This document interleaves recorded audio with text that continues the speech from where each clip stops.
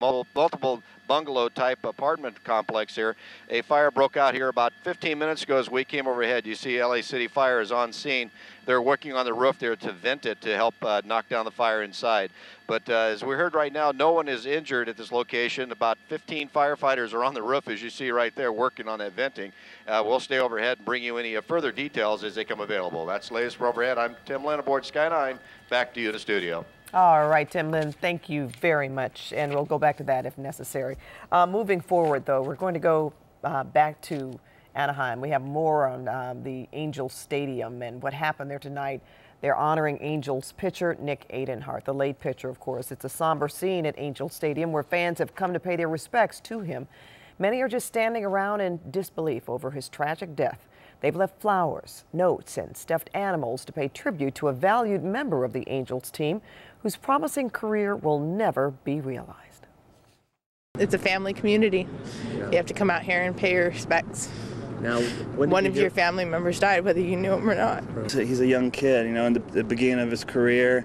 I got the opportunity to see him throw again last night, and he threw special. He threw an amazing game. Adenhart was only 22. Two of his friends were also killed in the crash, and one is in critical condition. Adenhart's teammates really struggling to cope with this tragic death now. Team members gathered this afternoon for what was a very difficult and a very emotional meeting. Death is never easy, we know that, but it is especially difficult when it happens to somebody so young and so full of potential. Nick Adenhart's father spoke to the club at that meeting this afternoon, and then later Adenhart's agent Scott Boris and Angels outfielder Torrey Hunter shared some of what went on inside the clubhouse today. A lot of these guys in here had never lost anybody in their family that's close to them. So I hate this happened, but this is part of life, man. Other than baseball, this is a real deal.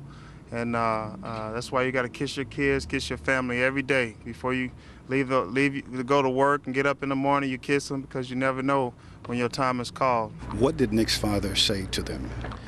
He really just wanted him to know that how appreciative he was, because Nick had spoken to him many times about various members of the team and their support.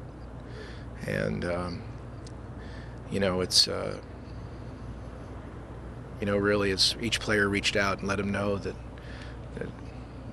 through calls or letters that they wanted him to stay in touch with them so that they all could,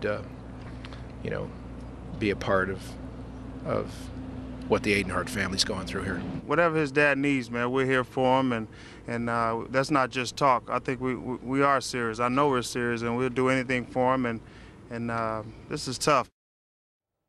Well, tonight Angels game was canceled. Players admit it's going to be tough to go back on that field, but they believe that's what Adenhart would want them to do. Pat? Well, let's turn to other news tonight and talk about this woman. She spent the last 45 minutes of her life twisting in pain on the floor of an LA County emergency room. And tonight, Edith Rodriguez's children have settled their lawsuit with LA County for $3 million.